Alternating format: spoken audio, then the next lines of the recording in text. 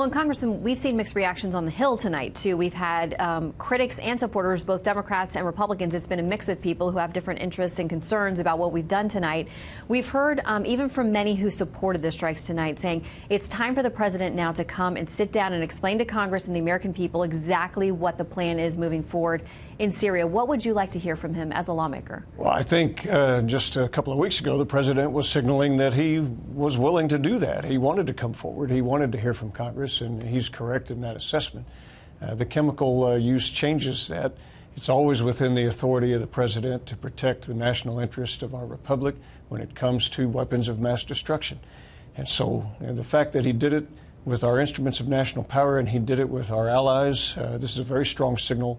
And even if we had Great Britain and France, we've had support from a large global community. Mm-hmm. I wouldn't want to be Russia and Iran right now trying to defend an untenable position. So in terms of Congress, yeah, let's have the discussions. But the president had already kind of opened some of that up a couple of weeks ago. Mm-hmm. Jason, how do you think that Putin is going to respond here? Not only to the strikes, not only to the president saying, hey, listen, you've got to stop supporting Assad, and asking point blank the question to Russia and Iran, why would you want to support someone he calls a murderer who's taking the lives of innocent men, women, and children, his own people, in such a heinous manner?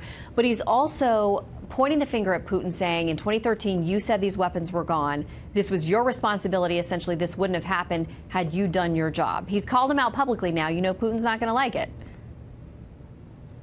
Oh, look, Putin's history is from the KGB. He's going to do it through lies and deception. He's already had his top lieutenants out there denying that there was even a chemical attack in the first place.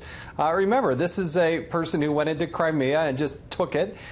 He went into Georgia and took nearly 20+% or so of the state of Georgia, signed a document saying they would withdraw. They never withdrawn. They've actually started to build up fortresses there. And so they will use the every apparatus at their fingertips through lies and deception and propaganda to try to tell people that the United States is wrong and that this was a rightful and just act and that the United States is, again, a warmonger. And but you know what? The one other thing I want to say, Shannon, I am so proud of the men and women who serve in our military. They go and they do what their president, no matter what party he's in, and they get the job done. And by all accounts, they did a wonderful job tonight executing on what the president needed to have done.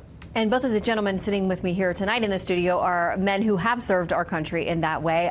Congressman, yes. What does it mean to our men and women who have to carry out this mission to know exactly what they're doing and exactly what's going to be expected of them long term? Well, I think what would be going through my mind if I were still serving, participating in this operation, you wouldn't have any reservations about what this was about tonight. When you see children with their lungs ripped out with chlorine gas, it's pretty clear. And so, that matters when you have clarity of the mission and what it's about as well. And quick word from you, David, before we have to go to break. Yeah, absolutely. The clarity of the mission is important, and that was, for this strike, it's there. I think going forward, they need to define what are we doing, and that gets the soldiers and everybody else behind it even more. But they're going to remain apolitical and do their jobs. That's what soldiers, airmen, sailors, they do. Yeah, and our president rightly called them great warriors tonight. He said warriors he wants to bring home.